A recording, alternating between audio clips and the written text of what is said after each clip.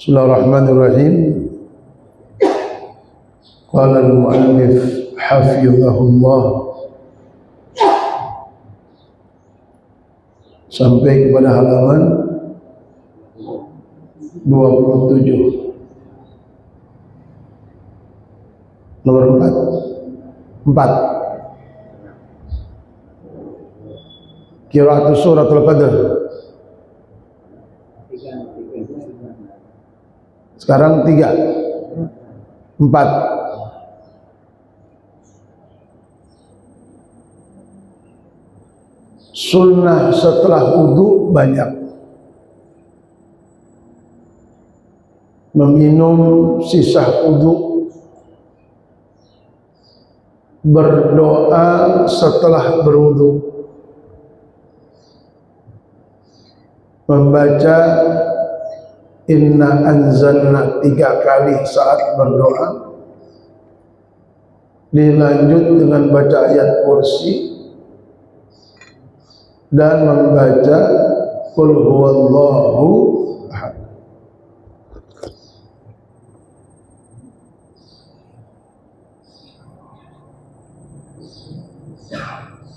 Keempat, salatus sunnatil wudu. Beres wudunya dengan segala doa-doanya dan beberapa surat pilihan yang dibaca saat berdoa, dilanjutkan sholatus sunnatil wudu, salat sunnah wudu. Salat sunnah, doa sudah, baca ayat-ayat pilihan sudah, masuk ke masjid atau lanjut di rumah cari tempat sholat, kita sholat sunnah wudu. Wahiyya ba'dal wudu, wahiyya dan sholat sunnah wudu itu ba'dal wudu, dikerjakan setelah wudu. Adanya sholat sunnah wudu itu setelah kita berwudu, namanya sholat sunnatul wudu. Bihaitsu tunsabu ilaih, yang dimana sholat tadi dinisbatkan kepada wudunya langsung, nggak ada jeda. Kalau sudah terlalu lama, sudah tidak sunnah lagi. Di mana sholat yang kita lakukan ini memang terkait dengan wudhu yang kita kerjakan. Wudhu selesai, dia sholat sunnah wudhu. Bagaimana apa yang kita lakukan? Adzan baru saja dikumandangkan, adzan selesai, kita wudhu di masjid. Masuk ke dalam masjid, ada 3 tuntutan sunnah di situ. Salat sunnah wudhu, kemudian salat tahiyatul masjid, salat qabliyah waktu yang kita sedang laksanakan. Lalu mana dulu yang kita kerjakan? Apakah tahiyatul masjid? Apakah salat sunnah wudu atau qabliyah? Maka di sini bahasanya, nanti dilihat di situ, wa yaqra fiha suratai, dan membaca di dalam salat sunnah wudu 2 surat yang disunahkan. Suratai, surat itu 2 surat, aslinya surataini, ya, suratai, 2 surat yang dibaca. Rakaat pertama al-kafirun, qul ya ayyuhal kafirun. Rakaat kedua qul huwallahu ahad. Salat apapun yang Bapak bingung membaca surat apa dalam salat tersebut, maka baca saja qul ya ayyuhal kafirun dengan qul huwallahu ahad. Jelas? Wa tandariju fi ghairiha, wa tandariju fi ghairiha. Tandarij itu,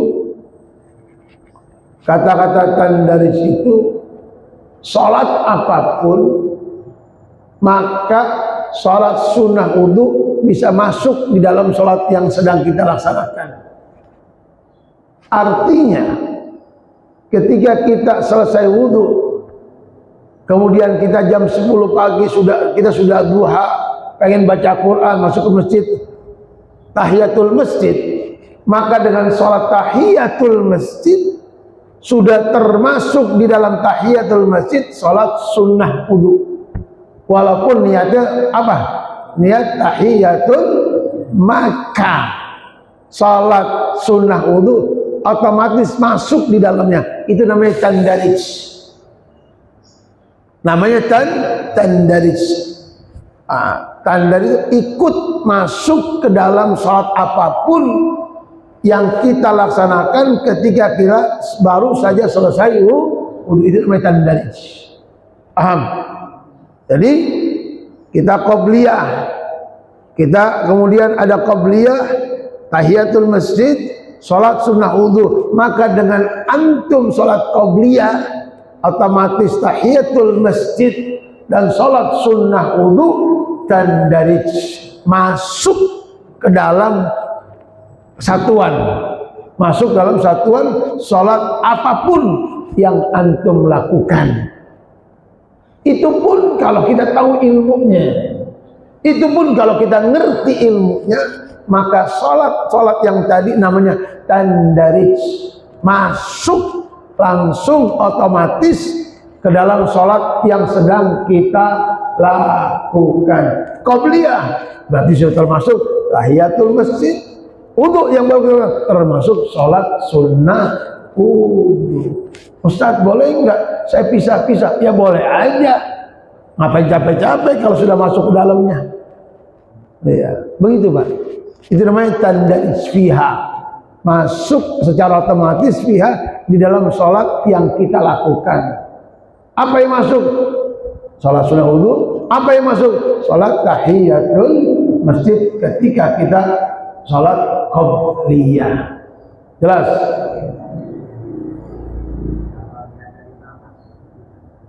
Bagaimana kalau seandainya saya niat 3 dengan satu kerjaan? Boleh. Saya niat qobliyah, niat tahiyatul masjid, niat kemudian sholat sunnah wudu, boleh-boleh aja. Tanpa niat pun sudah masuk otomatis. Kalau ilmunya tahu, kalau mengerti ilmunya. Itulah yang maksud, apakah sama orang yang berilmu dengan orang yang tidak berilmu? Otomatis kalau kita nggak belajar, nggak akan ada ilmu ini. Otomatis kalau kita nggak ngaji, nggak akan tahu ilmu ini. Ilmu ini kita tahu, ilmu itu kita mengerti ketika kita belajar. Pembahasan di dalam ilmu, pembahasan dalam kitab dijelaskan, namanya tandarij, indiraj, tandariju. Bisa dipaham? Ngerti? Jadi kalau kalau Islam itu belum diukur, kita tadi sholat datang masjid otomatis 3 sholat masjid. Ya. Tapi kalau kita ada pada waktu lain, kita sholat dulu aja berarti bisa. Bisa. Artinya begini Pak Ustaz. Kalau seandainya kita nggak ada sholat apapun, kita sholat sunnah wudu aja, memang itu yang disuruh. Contoh, kita pengen baca Quran di rumah, sholat duha sudah, sambil nunggu zuhur jam 11, duha sudah tadi pagi, nunggu zuhur, ambil air wudu, baca Quran. Sebelum baca Quran, maka dituntut untuk sholat sunnah usolli sunnatul wudu rakaatain lital Allahu Akbar. Berarti apa? Kita sholat sunnah wudunya satu tanpa masuk yang lain-lainnya. Boleh, emang itu yang disuruh. Ketika tidak ada sholat-sholat yang bersamaan, maka hanya sholat sunnah wudu tok, sholat sunnah wudu saja yang kita lakukan. Jelas? Baik.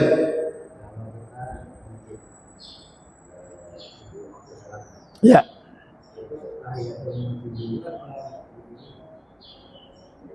Ya.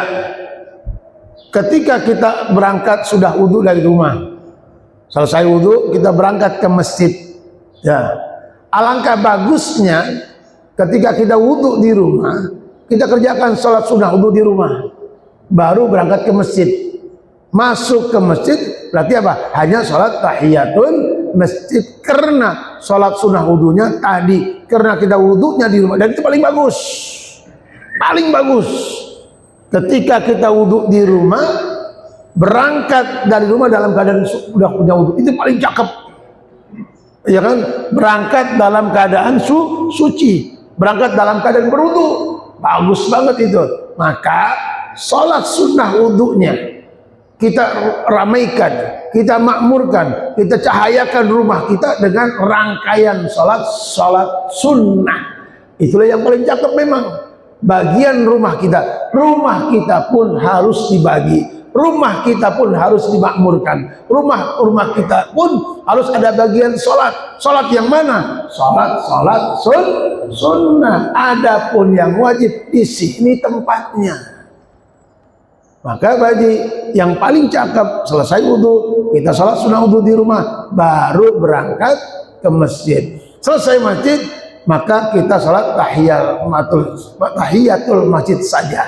Adapun bila mana kita tidak sholat sunnah wudu di rumah, kita berangkat setelah selesai wudu, lalu sholat mana yang saya laksanakan? Apakah sholat sunnah wudu atau tahiyatul masjid? Saya bilang tadi, apapun sholat yang kita lakukan, maka tahiyatul masjid ada di dalamnya secara langsung. Otomatis ketika kita masuk masjid dengan kaki kanan, Bismillah, Allahumma salli ala sayyidina Muhammad wa ala sayyidina Muhammad, Allahumma ftahli abwaba rahmatika.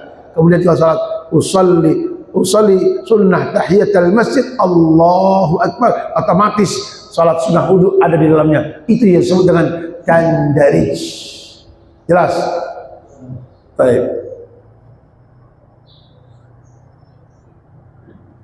As-sunan Ats-tsamin yang ke-8.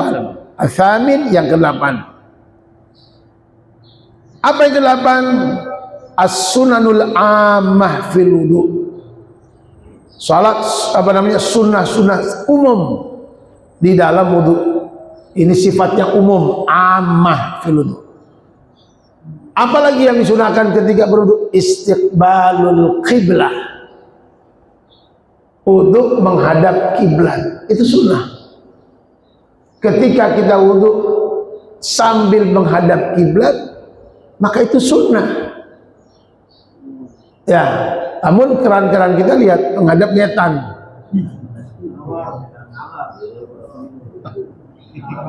Ngalor. Allah no. Iya, yang mana pada kelihatan kan? Yang kelihatan ini, yang kelihatan. Iya. Ngulon ke sono.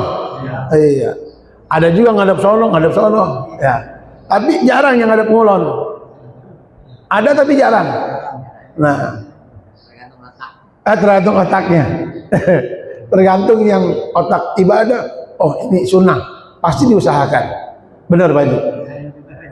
Iya. Dan itu sunnah. Wudu sambil menghadap itu sunnah Pak. Subhanallah, luar biasa agama ini.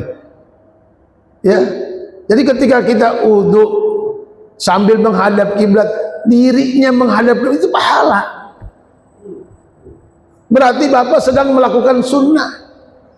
Berarti Bapak sedang mengamalkan sunnah. Secara otomatis Bapak mendesain, mengatur wudu kerannya bagaimana agar Bapak bisa menghadap kiblat saat berwudu. Dan itu bagian daripada sunnah. Alhamdulillah. Mudah-mudahan Allah panjangkan umur kita. Ya, punya rumah, punya tempat wudu sendiri yang bisa menghadap kiblat. Jarang, rata-rata ya ngadap ke sono, ngadap ke ngidul, ngetan, apa lagi? Ngalor. Tuh, jarang ada pengulon. Hampir nggak ada kan? Ya. Kalau saya di rumah di kamar mandi ada WC itu. Saya bilang Pak Sam, kalau kita punya rezeki, ya, kalau kita punya rezeki, makanya tadi, ketika kita punya rumah kita, maka usahakan jangan menyatu tempat wudu, tempat najis di dalamnya. Usahakan tempat wudu sendiri, keran-keran kecil lah. Kalau memang tidak punya keran kecil zaman dulu, kita punya penuhin itu ember cat yang 5 kilo, kita bolongin untuk agar terhindar wudu di dalam kamar mandi. Cakep banget itu. Kita nggak punya, kita punya otak, punya akal. Ada tempat kosong, ini enak sini nih. Ambil ember 5 kilo, kita bersihin, kita bolongin, kita sumpel pakai sendal. Nah, ilmunya ilmu cuma itu doang. Iya, ke sendal, kita wudu dah di tempat yang aman daripada WC. Kenapa? Ada bismillahnya, ada baca-bacaan doa yang kita bisa. Nggak mungkin kita kerjakan kalau kita wudunya di dalam WC. Begitu Pak. Jadi mudah-mudahan Allah berikan rezeki yang cukup, ya, lahan yang bisa kita tempatkan keran khusus, tidak nyampur sama tempat-tempat kita bersuci, tempat kita istinja khusus. Memang kayak gini kan khusus tuh, itu kan khusus. Antum baca doa di situ, antum wudu di situ, silakan antum baca bismillah di situ. Memang disitulah khusus tempat wudu. Nah, tidak nyampur dengan WC-nya. Mudah-mudahan Allah mudahkan urusan kita insyaallah. Amin. Al-julus. Julus ini sunnah yang mulai banyak ditinggal. Al-julus dalam posisi duduk. Julus itu duduk di kursi namanya julus. Kalau duduk deprok namanya qu'ud. Setelah bapak diri kemudian bapak duduk di bawah namanya qu'ud. Orang yang disebut qa'id. Qa'id. Hadza rajulun qa'id. Ini orangnya sedang duduk, qa'id. Bukan qa'id mati. Qa'id duduk deprok. Duduk di kursi namanya julus. Kursi atau apa aja yang ada tempat untuk duduk. Sunnahnya memang sholatnya dalam posisi al-julus, dalam posisi duduk. Makanya ada yang sudah itu dia dibikin cor-coran berapa senti untuk duduk, dia biar bisa wudu. Memang begitu sunnahnya. Al-julus, namanya al-julus dalam kondisi duduk. Jelas. Selanjutnya, tarku nafdhil ma. Tarku nafdhil ma. Tidak apa nih Pak? Nafd itu dikepret. Apa nih? Ini kan wudu nih. Ada orang wudu Pak nih. Iya, dikepretin Pak. Orang wudu kan gini, pelan-pelan. Ini enggak. Itu nafdhil ma. Tidak dikepret, apa bahasa Indonesia yang bagus? Tidak dikepret. Ya kalau gini ini enggak dikepret ini. Dari atas ke bawah. Ini enggak digini. Itu namanya nafdhil ma. Tidak mengkepretkan air ke anggota wudu. Jelas ya? 4. Al-iktisad fil ma. Iktisad fil ma, hemat menggunakan air. Ai adamul israf, tidak berlebihan fisab di dalam menuang air. Tidak, artinya mah kita kan nggak nuang keran, ya buka keran secukupnya. Bukan ngobrol lagi. Mana bang? Ya, air ngocor aja. Banyak banget. Banyak itu. Akhirnya terjadi israf. Israf itu berlebihan, mubadzir, air tumpah-tumpah dengan tanpa makna. Kenapa? Karena kebodohan orang yang lagi berwudu. Sementara di sebagian tempat orang dengan susah payah mendapatkan air, antum dapat air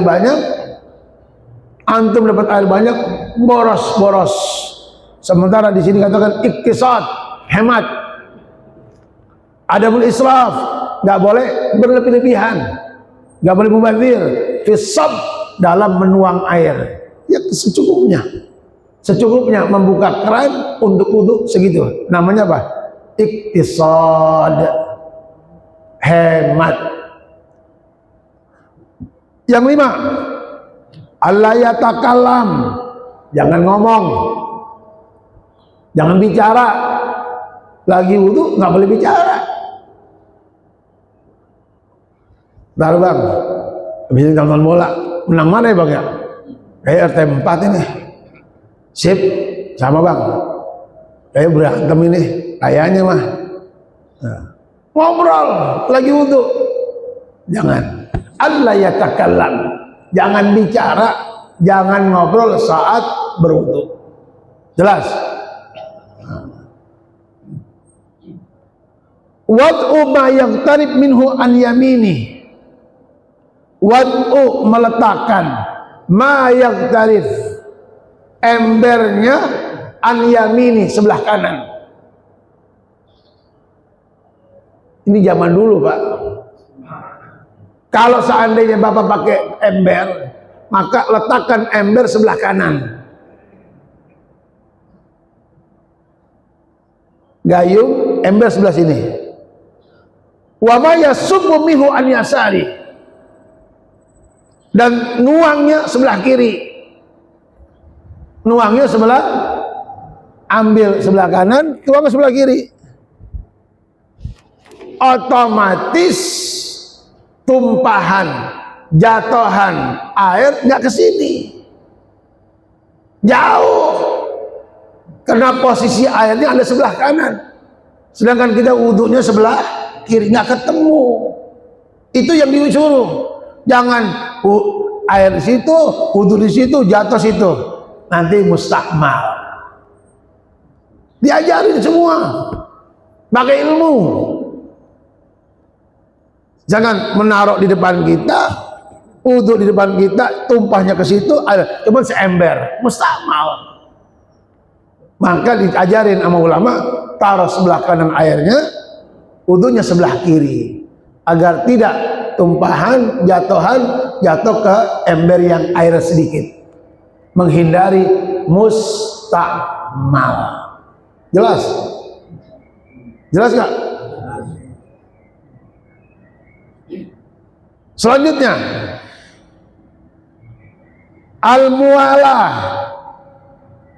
Sunnah itu mualah. Apa mualah? Langsung. Namanya mualah.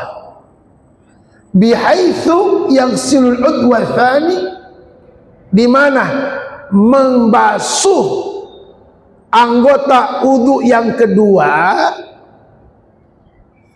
qabla jafafil udwil awal, sebelum anggota wudu yang pertama kering. Pak, yang pertama muka, yang kedua tangan. Sebelum muka kering, lanjut sudah langsung ke tangan. Sebelum anggota yang pertama kering, sudah lanjut kepada anggota yang kedua. Dan itu sunnah. Itu namanya mualah. Nggak pakai jeda, nggak pakai ngasoh. Muka, lanjut tangan, lanjut kepala, lanjut kuping, lanjut kaki. Itu namanya mualah. Sebelum ini basah, udah lanjut ke tangan. Sebelum ini basah, sudah lanjut ke kepala. Sebelum ini basah, sudah lanjut ke kuping. Sebelum basah, udah lanjut ke kaki. Begitu memang sunnah, namanya mualah. Langsung. Sebelum anggota yang kedua kering, yang pertama kering, udah lanjut ke bagian kedua. Sebelum bagian kedua kering, sudah lanjut bagian 3 dan seterusnya. Jelas? Ada yang mau tanya sebelum lanjut? Jelas ya? Ma'itidalil hawa wal mizaj waz zaman. Tentu di tempat yang i'tidal. I'tidal itu normal.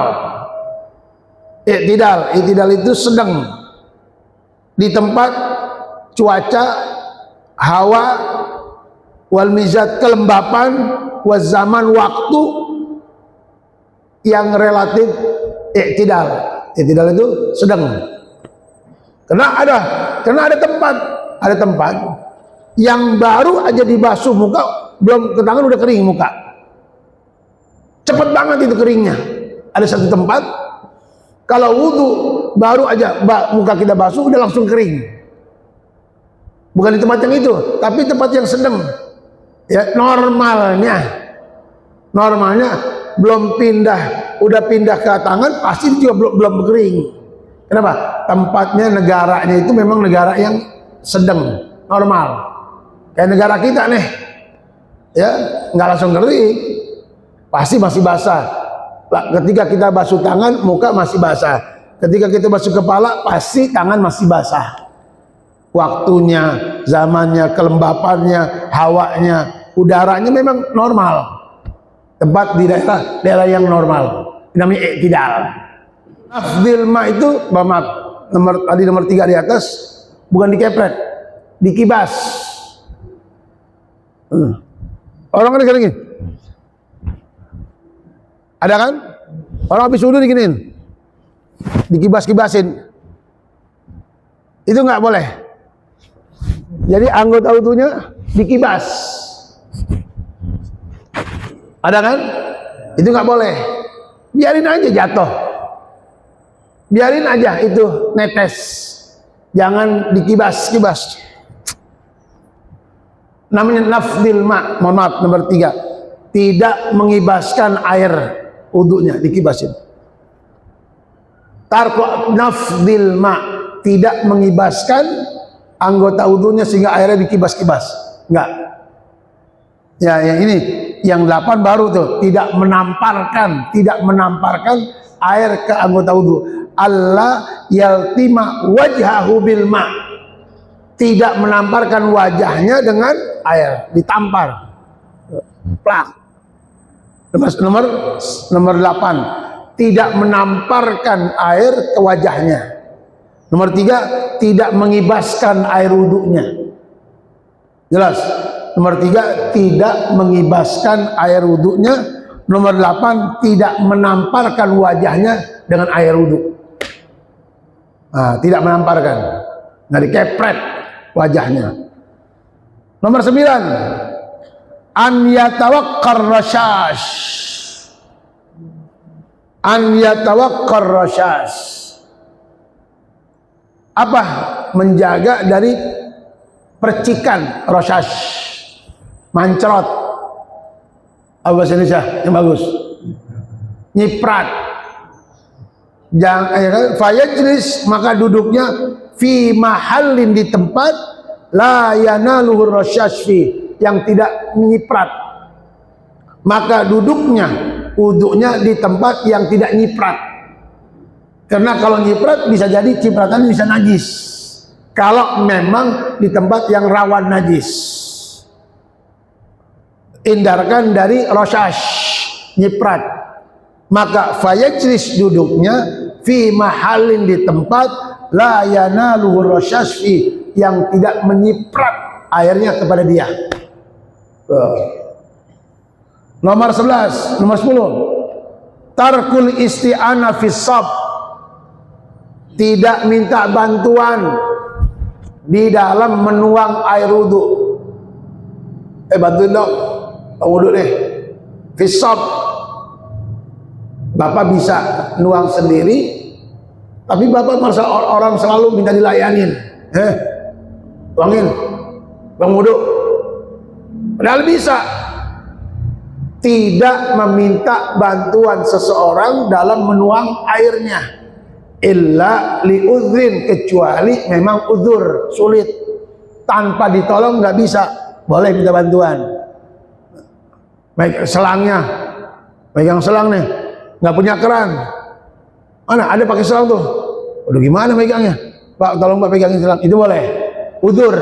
Tapi kalau normal, kita bisa udzur sendiri, bisa nol sendiri. Karena merasa orang kaya, selalu dipegangin, dibantuin, pegangin, gua wudhu deh. Dalam hati, bisa sendiri, minta tolong baik. Dasar orang kaya, nggak boleh. Ya, tanpa ada perlu, selalu minta bantuan kepada orang, sekalipun untuk nuangin air wudhu, kecuali dalam kondisi udzur. Jelas? Nomor 11, tarkut tansyif, tidak dikeringin air wudhunya. Kita habis wudhu dikeringin pakai tisu, pakai anduk, enggak. Biarkan air wudhunya. Pakai sarung. Pakai banyak. Kenapa? Tidak mengeringkan dengan apapun air wudhu yang masih basah di bagian di tangannya, di mukanya. Tarkut tansyif illa li udhrin, kecuali udzur. Kecuali udzur. Biarkan jatuh itu. Setiap tetesan air wudhunya pahala, setiap tetesan ampunan Allah. Nah, biarkan dia jatuh dengan sendirinya, biarkan kering dengan sendirinya, tidak dikeringkan dengan anduk atau dengan alat apapun. Namanya tarkut tansyif. Jelas? Nomor 12, tarku ziyada ala thalath, tidak wudhu lebih dari 3 basuhan. Tarku ziyadah, tinggalin berlebihan, ala thalas, di atas 3. 1 wajib, sunnah 3, maksimal 3, nggak boleh lebih dari 3. Muka 3, tangan 3, kepala 3, kaki 3, itu maksimal, nggak boleh lebih dari 3. Paham? Allah yankusa ma'udhu'i an mud, tidak boleh kurang airnya 1 mud. Sebab saya lihat 1 mud itu 700 mili. 1 mud itu urusannya liter 700 mili, 0,7. 700 mili. Nabi itu kalau wudhu cukup 1 mud. 700 mili air itu lebih cukup untuk semua. Kita jangan lebih hebat dari Nabi. Nabi itu air jalan sendiri ke wajahnya, berebut air ke wajahnya. Nabi itu kalau wudhu, air berebut ke tangannya. Kalau kita penggih air, iya, kalis, menek air sama kita, empet air sama kita, dosa mulu. Air makhluk Allah yang suci. Ini orang nih, ngomongin orang mulu, mulutnya ember, pas ke mukanya ngeliat cewek mulu. Tiba-tiba kita wudhu 500 mili, lebih dari Nabi nih orang. Gua cukup, Nabi 1 mud, 1 genggam, cukup untuk wudhu, sempurna wudhunya Nabi Muhammad. Makanya kita ini manusia biasa, jangan melebihi Nabi. Maka tidak boleh wudhu kurang dari 1 mud. Kita bukan 1 mud, 1 galon kita wudhu habis. Lihat aja wudhu kita, baru ngisi toran wudhu habis, mancornya banyak banget. Wudhu asal apa baik, basah apa.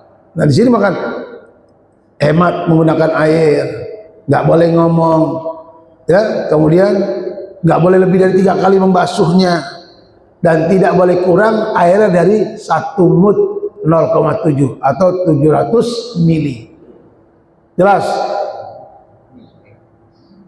Kadang-kadang kita kata kalau wudhu tangannya datar, itu kan mancrot. Itu bagaimana dengan kain kita atau tangan kita itu mancrotan?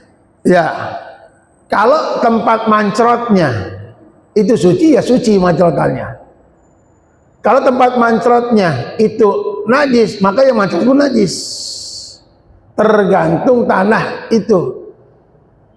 Kalau tanah kan nggak najis, maka yang mancrot pun nggak najis. Makanya kemarin itu disunahkan air lebih itu dia apa? Dikepretin di sarung-sarungnya untuk agar kita tidak was-was apabila mungkin ada salah satu yang mancrot ke sarung kita. Begitu aja. Tergantung tanahnya. Kalau Pak Haji yakin itu najis, maka yang sini pun najis. Makanya tadi tuh hindari tempat yang sekiranya kita wudhu bakal apa tadi? Mercik, bakal mancrot lagi ke tempat kita. Kayak jelas ya, termasuk tadi tuh gimana ini? Nah ini najis ini tempatnya, kotoran baik kayak ayam baik apa. Itu kalau kita wudhu air tumpah ke situ, kemudian balik ke badan kita najis, karena kita najis mulu. Maka yang mancur pun balik ke kita ya najis. Oh enggak, ini suci tanahnya, kotor doang, ya kotor aja, kotor nggak najis. Bedakan antara kotor dengan najis. Pak, Bapak kerja nih, waktu berangkat suci, Bapak aktivitas seharian, kira-kira bajunya yang dipakai untuk aktivitas seharian kotor nggak? Kotor, nggak najis. Berarti boleh dipakai sholat selama tidak najis, selama tidak. Nah, contoh di pabrik dia ngelas apa kotor, ada abu, wajar orang kerja, boleh buat sholat, boleh kalau memang tidak ada baju yang lain. Tapi kalau dia siapkan baju yang lain, bijaksana, bagus. Tapi boleh dipakai itu, karena cuman kotor, tidak najis. Kotor itu belum tentu, bisa jadi bersih najis, bisa jadi bersih najis, bisa jadi bersih najis. Contoh, kita baru ganti baju mau ngaji, bocah kita bayi gendong pipis, najis, bersih masih tapi najis. Kenapa? Kita mau berangkat ngaji, ada cucu datang, kita gendong, pas banget digendong, pipis dikit lagi, najis gak? Najis. Bersih gak masih? Bersih tapi najis. Kotor belum tentu najis, tapi suci pun bersih belum tentu suci, bisa saja bersih najis. Begitu. Baik, ada lagi? Ayo Wajib. Kaki kan udah dibasuh 3 kali, terus kan pakai sendal, tapi siram lagi, berarti 4 kali. Ya. Jadi yang pakai sendal, kita tidak termasuk basuhan wudhu di luar 3. Kita pakai sendal, pakai wudhu, cuci kaki 3 kali, udah beres nih. Kita pakai sendal kita dekil, siram lagi, itu di luar wudhu, sudah selesai wudhu namanya. Sama kaki juga ada patir, jangan sendalnya doang. Iya, otomatis Haji, tapi di luar konteks 3. Tidak termasuk melebihi basuhan 3. Cakep Bang Haji, cakep. Kritis namanya. Iya, karena beliau tidak ingin melanggar apa yang ngaji. Di sini 3 boleh lebih 3. Sementara udah 3 cuci sendal. Ya kan, kaki juga dicuci jadi 4. Nggak termasuk, karena udah beres, tidak termasuk bagian wudhu lagi. Wudhu, kemudian kita doa, cuci sendal, cuci kaki juga. Dan gini Pak, mohon maaf juga penting nih, kalau kita sudah wudhu di rumah, kemudian kita menganggap di rumah kita nggak suci,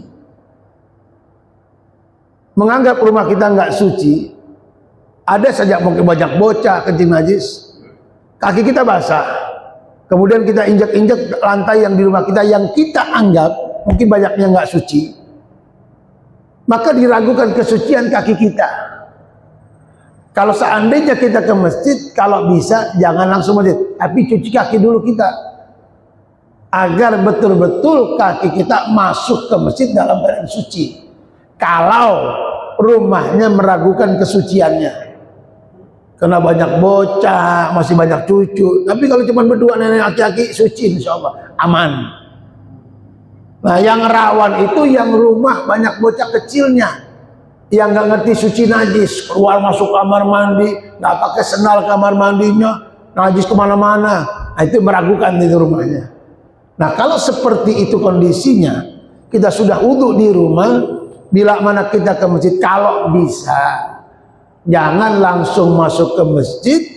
Alangkah lebih bagusnya kita cuci kaki dulu sebelum masuk ke masjid. Makanya ada masjid percontohan itu yang setiap tempat wudhunya ada basuhan dulu, kayak An-Nur tuh, An-Nur Jalan Mawar itu boleh dalam itu, dalam. Bapak kalau masuk ke tempat basuhan kakinya dalam itu, karena akan lebih dari 2 kula.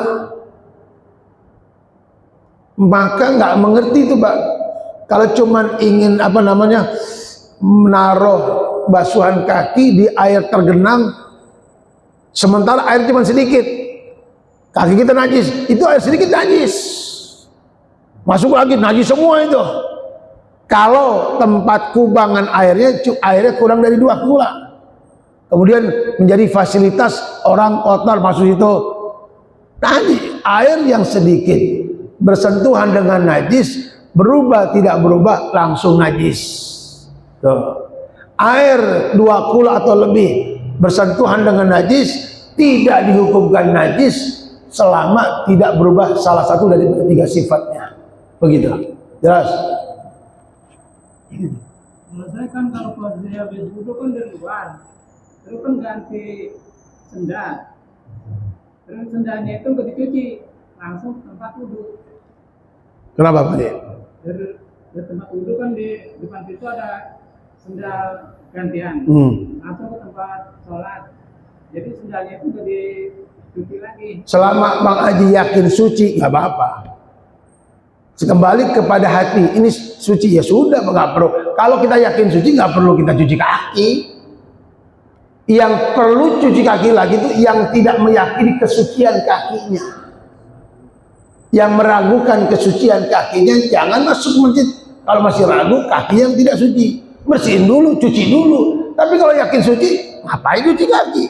Orang yakin suci, ngapain ganti sendal? Orang yakin suci. Kembali kepada sendal kita, yakin suci, kaki kita udah langsung masuk ke masjid, no problem, gak ada masalah, mafi muskilah. Begitu. Apalagi khusus dalam, suci insya Allah. Sip. Oke, lagi. Ya Pak. Kembali ke awal tadi Pak, tentang sholat sunnah wudhu. Adakah waktu yang dilarang di sholat? Adakah yang dilarang waktu untuk sholat? Waktu yang dilarang sholat ada 5. Ba'da subuh, ba'dal asar, matahari terbit, waktu zawal. Itu waktu-waktu yang dilarang. Tapi sholat yang mana yang dilarang? Tidak termasuk sholat sunnah wudhu. Sholat sunnah wudhu pada subuh kita boleh sholat sunnah wudhu. Kenapa? Karena sholat sunnah wudhu itu sababun mutaqaddim. Sababun mutaqaddim, yang sebabnya di depan. Wudhu dulu baru sholat. Tidak dilarang pada subuh, tidak dilarang pada asar. Sholat tahiyatul masjid, masuk masjid dulu baru sholat. Tidak dilarang badal asar. Bapak jam 5 sore masuk masjid, ini kan waktu yang haram, boleh tahiyatul masjid. Yang tidak boleh di waktu yang diharamkan, sholat sunnah sababun mutaakhir. Sholat sunnah yang sebabnya di belakang. Contoh, sholat sunnah safar. Sholat sunnah safar. Kalau Bapak Haji mau khurut pergi jauh, maka yang terlebih dahulu dianjurkan sholat sunnah dulu tuh.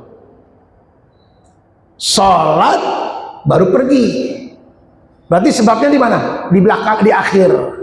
Nah, semua sholat sunnah yang sebabnya di akhir tidak boleh dikerjakan pada subuh, tidak boleh dikerjakan ba'dal asar, tidak boleh dikerjakan ketika matahari terbit. Itu haram.